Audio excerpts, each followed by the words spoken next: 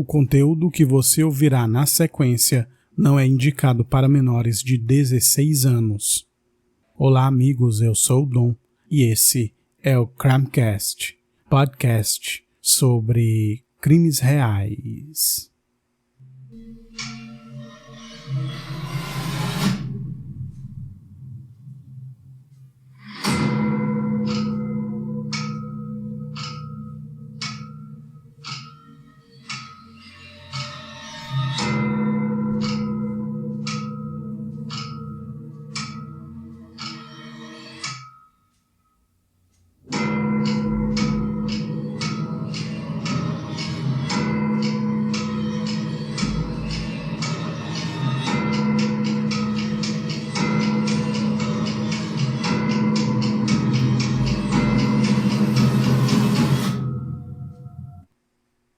É isso, amigos, mais um episódio aqui no Crimecast e hoje a gente vai para a segunda parte, do especial Meu Filho Dahmer, baseado no livro escrito pelo pai do Jeffrey Dahmer.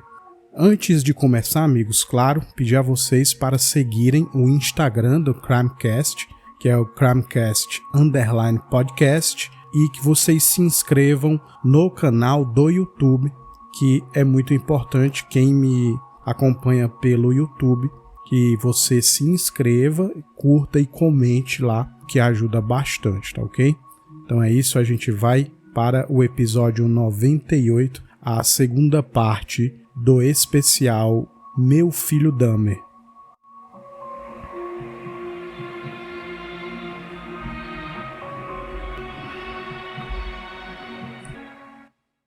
Então, amigos, a gente vai continuar, Eu vou continuar com trechos do livro e lembrar para vocês que o livro, ele não é um livro tão grosso, Não é um livro com tantas páginas assim, mas tem ali um total de mais de 250 páginas, tá? E, obviamente, eu não vou ler, acredito que nem 20% desse livro, porque não é meu intuito, Meu intuito é ler para vocês ali trechos que são muito importantes e caso você tenha um interesse, tiver o interesse de ler o livro, você poder comprar o livro aí para ler o livro todo, tá? Assim como eu fiz também no Columbine. E no Columbine o livro era bem maior. Eu acredito que o dobro de páginas desse livro ou mais. E os trechos que eu li aí no primeiro episódio foram referentes ao primeiro capítulo. E os trechos que eu vou ler hoje ali, um resumo que eu fiz, será ali do capítulo 2 do livro, alguns trechos, e talvez também trechos do capítulo 3. E muito provavelmente vou precisar aí de mais episódios para falar sobre esse livro, tá? A gente vai hoje para um trecho aqui no capítulo 2 que seria uma fala do próprio Jeffrey Dahmer, quando era criança ainda, Que diz o seguinte: quando era garotinho, eu desenvolvi uma obsessão. Aconteceu aos poucos, ao longo do tempo, mas o caso é que me tornei obcecado, em certo sentido, até mesmo hipnotizado pela presença do fogo. Havia um velho que morava 3 ou 4 casas abaixo da minha antiga casa da infância. Ele tinha uma perna de madeira e fumava um cachimbo. Sempre que queria acendê-lo, ele riscava o fósforo na perna de madeira. Quando menino, presenciei esse ato várias vezes, o que me faz pensar que talvez essa obsessão com fogo tenha surgido desse único e curioso evento. Independentemente da causa, em resposta a sabe-se lá que coisa, minha obsessão cresceu ao longo dos anos. Por um tempo mantive uma grande coleção de caixas de fósforo. Depois, comecei a roubar palitos de fósforo. Eu surrupiava de onde quer que os encontrasse, estivessem sobre mesas ou guardados dentro de gavetas. Então, escapava para algum lugar deserto e acendia-os, um por um, observando-os com atenção, fascinado pelas chamas dançarinas. Como ocorreu nos primeiros estágios da infância, no início papai não tomou conhecimento de minha piromania. Trabalhando em 2 empregos, um como professor de matemática do ensino médio e outro como barbeiro, ele era um homem muito ocupado. Sabia apenas o que a maioria dos pais sabe sobre seus filhos. Sabia quando estavam doentes, quando tinham se machucado e quando haviam triunfado ou falhado em alguma questão importante. Meu pai, é claro, não tinha conhecimento algum sobre minha vida íntima. Ele não sabia, por exemplo, que, por vezes, durante as aulas, havia começado a experimentar sensações novas e misteriosas, pelo menos para mim, quando estava escalando trepa-trepa as barras paralelas ou me esfregando dentro dos vestiários.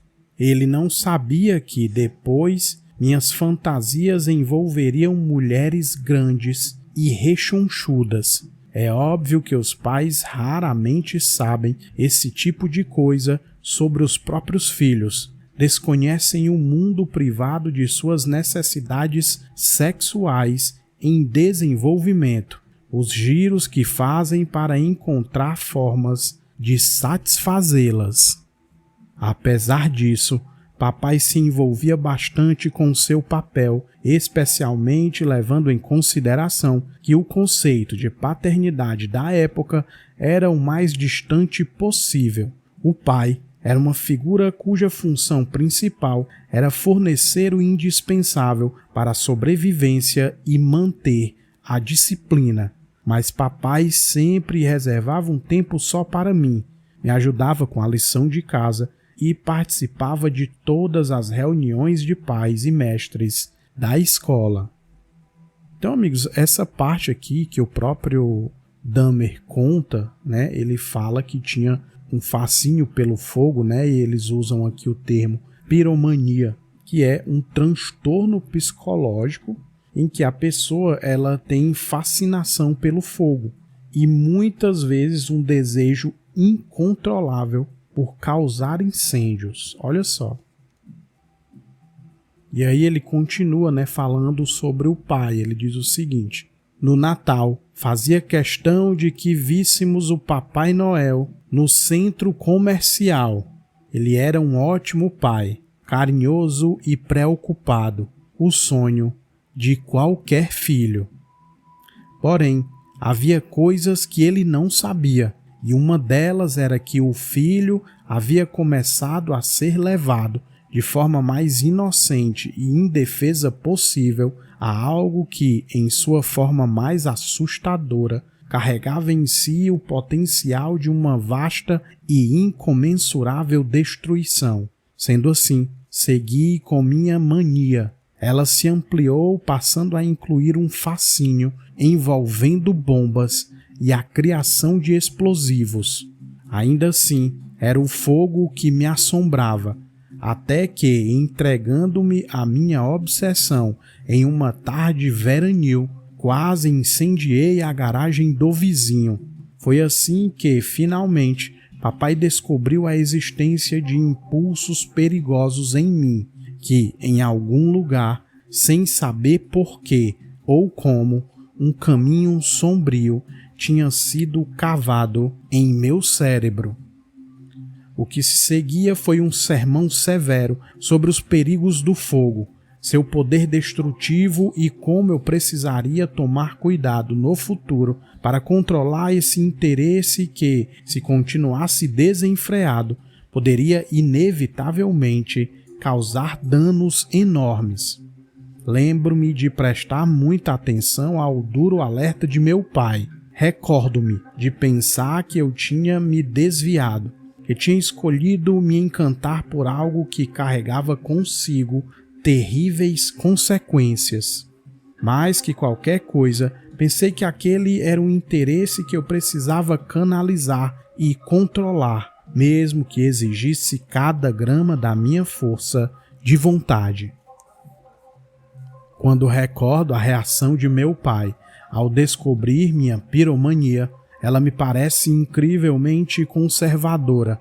Não foi nada mais que uma reprimenda, um alerta baseado na noção confiante de papai de que minha fascinação pelo fogo era algo que eu podia controlar por conta própria. Nunca deve ter passado pela cabeça dele que meu fascínio pudesse estar atrelado à minha própria sexualidade, que pudesse estar conectado àquele motor implacável e que, se de fato fosse assim, minha força de vontade seria esmagada como um graveto debaixo daquele trem estrondoso. A ingenuidade o protegeu desses pensamentos sombrios. E aí, amigos, aqui termina a parte que era o Jeffrey falando. E aí a gente volta para o Lionel Dahmer falando. Acredito que, no meu caso, foi a mesma ingenuidade que me impediu de sentir uma inquietação precoce sobre o que pudesse estar acontecendo dentro do meu filho. No fim do outono de 1964, quando Jeff tinha 4 anos de idade e ainda vivíamos em Pamelcourt, senti um mau cheiro que vinha do vão embaixo da casa. Peguei uma lanterna e um balde de plástico e rastejei sob o alpendre a fim de encontrar o que estava causando um odor tão insuportável. Alguns minutos depois, encontrei uma grande pilha de ossos, os restos de pequenos roedores que tinham provavelmente sido mortos pelas civetas que viviam na região. Era o fedor das civetas, parentes próximos dos gambás, que havia empesteado a casa. Estavam usando o espaço debaixo da nossa casa para devorar os animaizinhos que caçavam durante a noite. Em poucos minutos, reuni todos os restos que pude encontrar. Era uma coleção variada de ossos brancos, secos e completamente desprovidos de carne, uma vez que as civetas os devoraram até limpá-los por completo. Quando saí de debaixo do alpendre, Joyce e Jeff estavam me esperando. Tão logo me levantei, depositei o balde no chão e comecei a falar com Joyce. Ainda estava falando com ela alguns minutos depois, quando olhei para baixo e vi que Jeff estava sentado no chão a poucos metros de distância. Ele tinha pegado uma boa quantidade de ossos do balde e observava-os com muita atenção. De tempos em tempos, recolhia alguns deles e deixava-os cair, parecendo fascinado pelo ruído crepitante e quebradiço que emitiam. Repetidas vezes, Jeff encheu as mãos de ossos, atirando-os no solo duro até formar um montinho. Fui até ele e, quando me abaixei para recolher os ossinhos e jogá-los fora, Jeff jogou outro amontoado de ossos, esperando que tilintassem. Ele parecia estranhamente excitado com o som que faziam.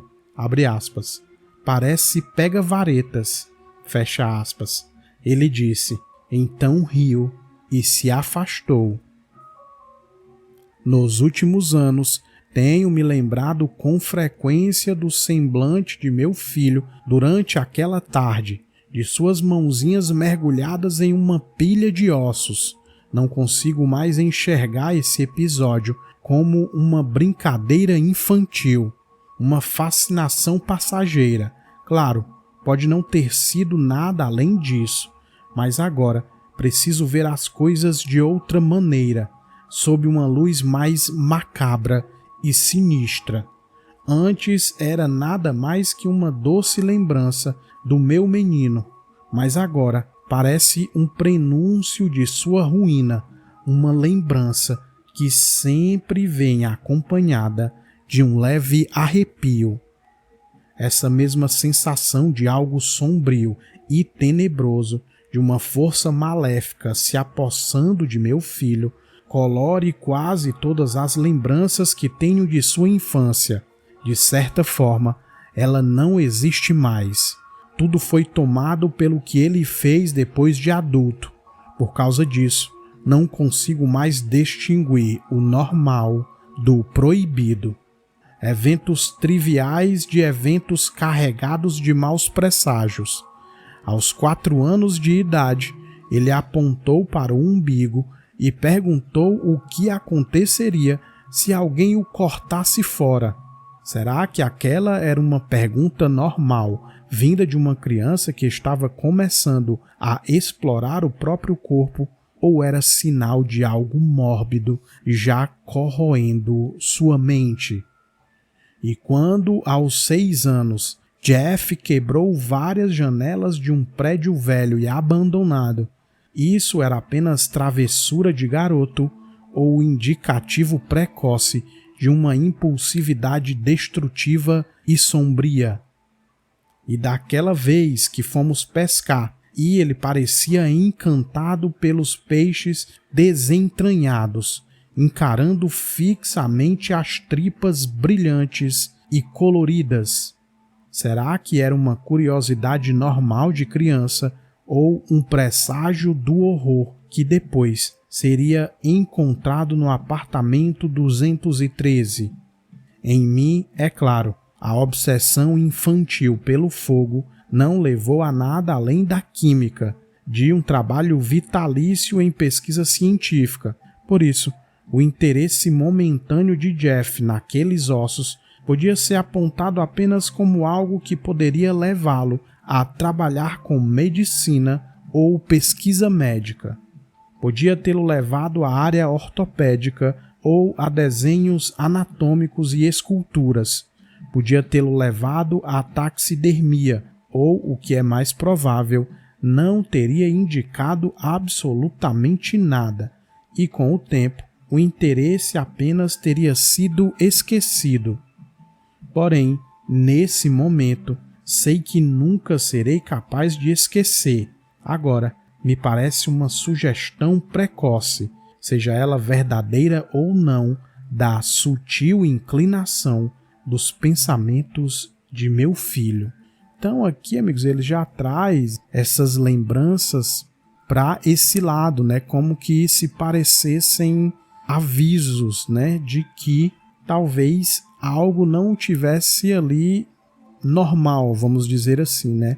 Com a cabeça do Jeffrey Dahmer.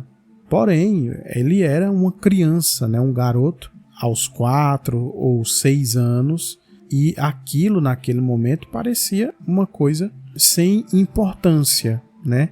E aí o Lionel, ele, quando relembra todas essas coisas, ele começa a imaginar que ali talvez já fossem alguns sinais, mas que é muito difícil, né, colocar isso com certeza, né? E aí ele continua aqui. Durante o ano seguinte, enquanto eu lutava para terminar meu doutorado, vi Jeff crescer e se tornar uma criança cada vez mais animada. Ele continuava muito brincalhão, mas suas brincadeiras tinham passado a ter um padrão bem definido. Ele não se interessava por jogos competitivos ou que envolvessem contato físico. Ele não gostava de brincar de lutinha ou cometer outros atos de agressividade infantil. Em vez disso, preferia jogos que não envolvessem confronto, que tivessem regras claras e que fossem compostos por uma série de ações repetitivas, especialmente aqueles em que um se escondia e outro precisava persegui-lo, como esconde-esconde, chuta a lata e fantasma no cemitério.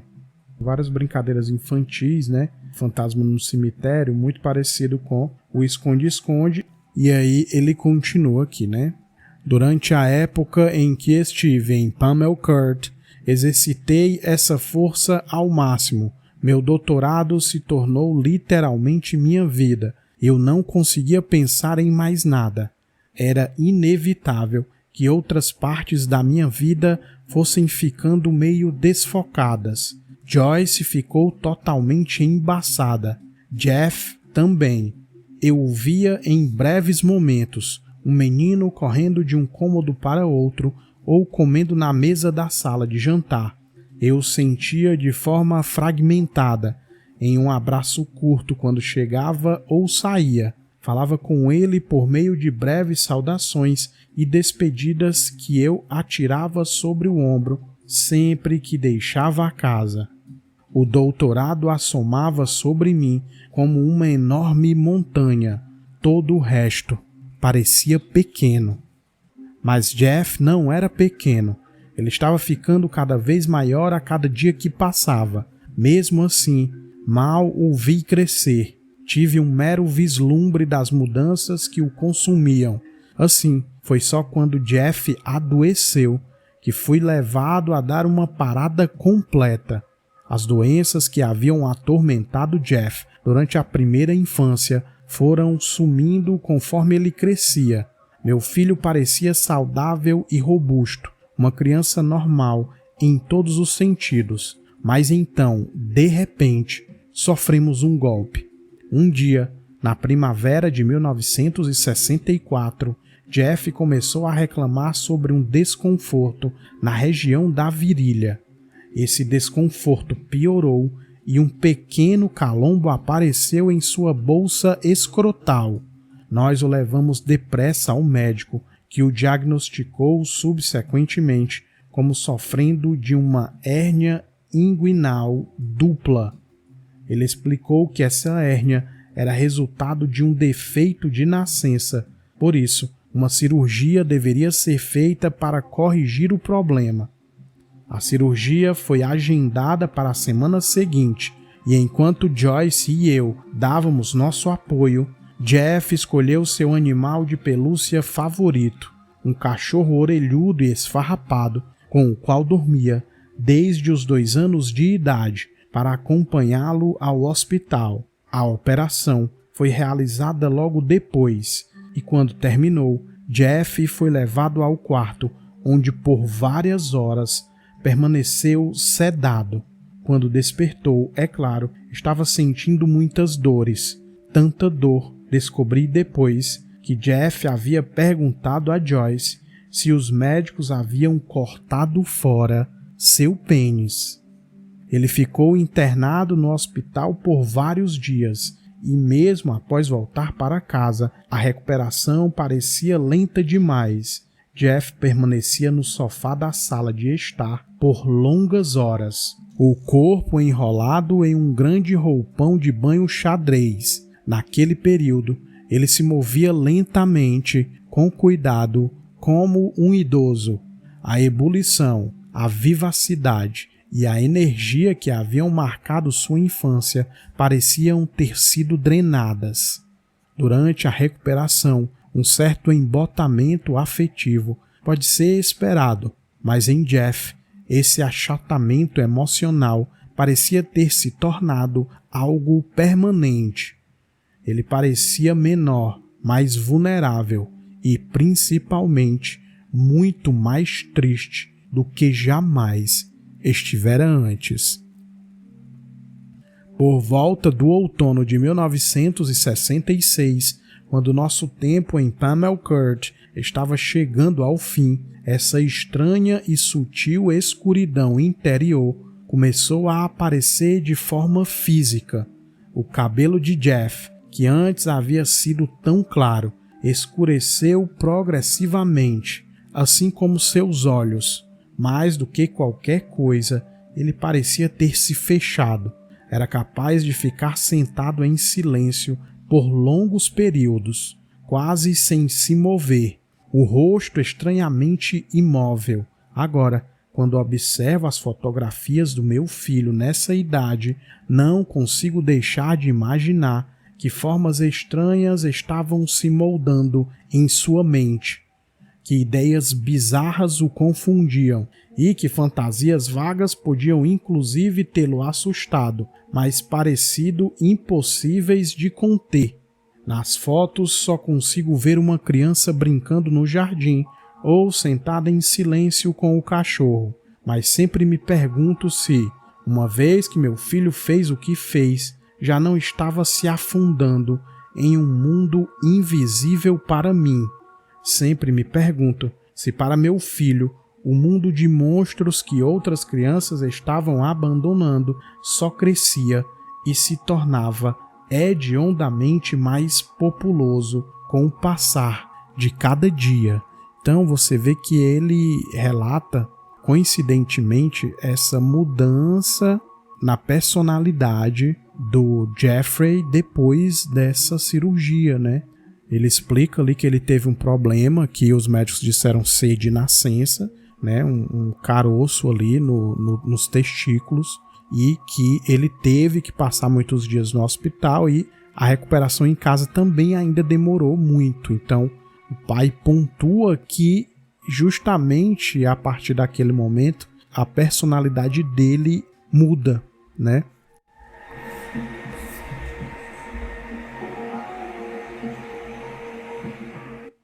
E aí, amigos, antes de passar para outro trecho, eu vou ler mais essa página aqui para vocês entenderem o contexto ali do momento de quando eles deixam aquele local, né?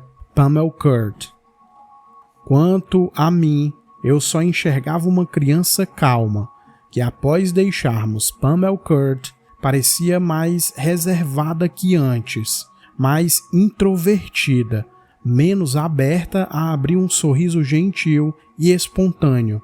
É possível que eu não tenha visto nada além disso, porque eu não estava prestando atenção no meu filho.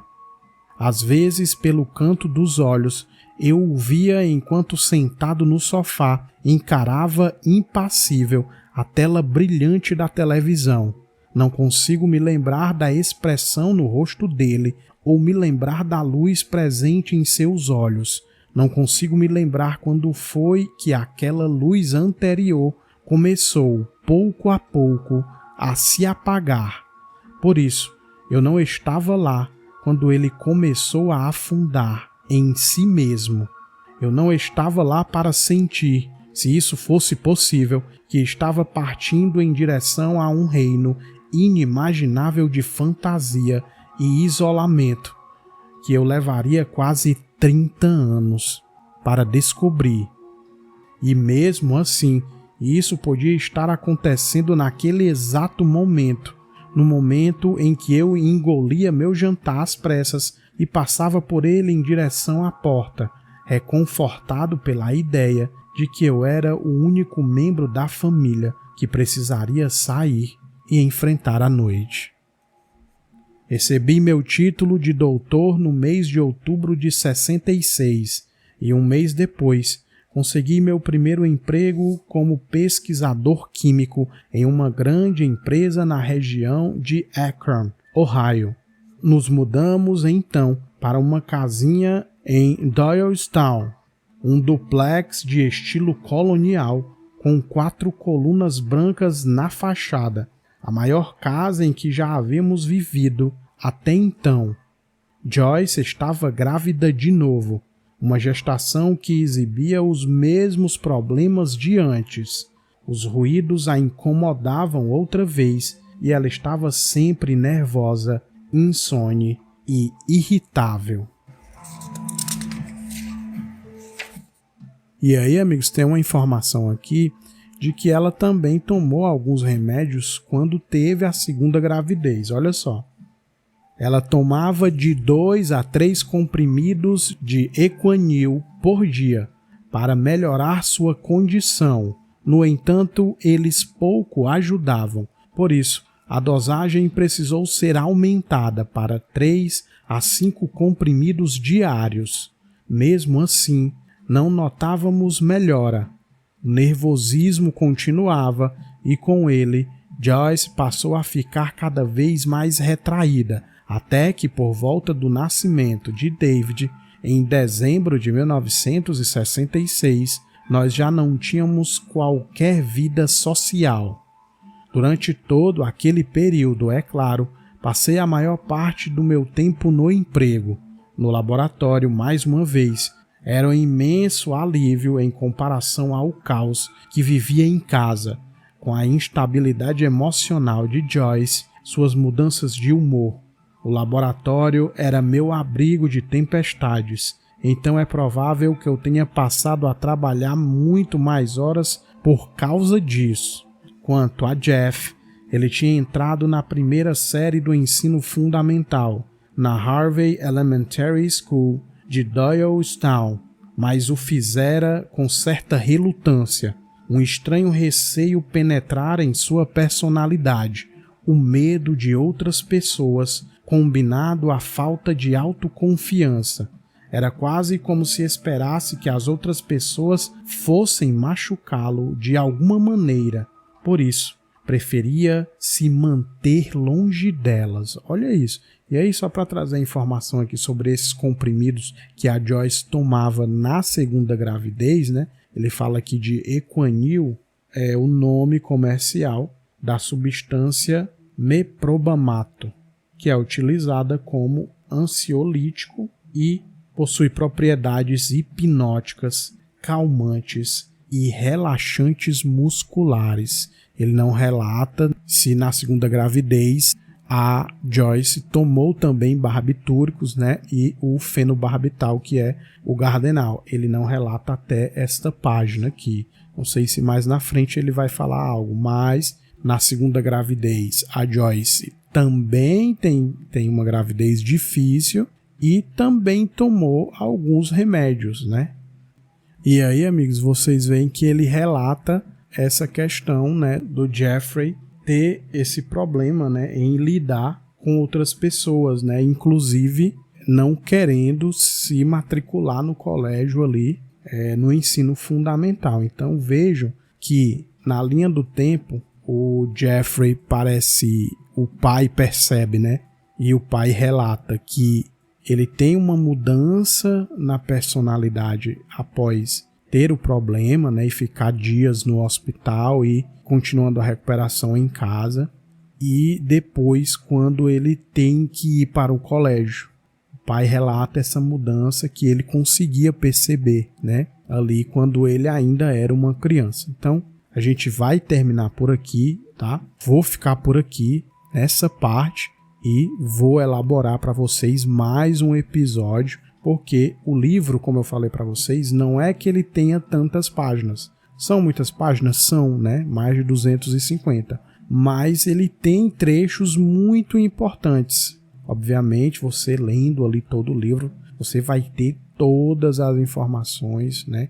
Tudo completinho, né? Se você tiver um interesse aí, eu vou deixar os links. Acabei esquecendo de deixar os links lá no primeiro episódio, mas nesse episódio vou deixar para vocês aí os links para quem quiser comprar o livro, que é realmente uma leitura muito interessante, porque há muitos detalhes, né? É um relato aí de todo esse momento, desde que a Joyce engravida, e aí ela tem o Jeffrey, a infância do Jeffrey, depois ela fica grávida pela segunda vez. Então tem bastante informação, muitos detalhes e muitas coisas aí que ele já contou do que o Jeffrey passou a fazer, né? E ali toda a questão da personalidade dele durante esse tempo aí de infância dele, né? Então é isso, amigos. Em poucos dias eu volto com mais um episódio aqui no Crimecast.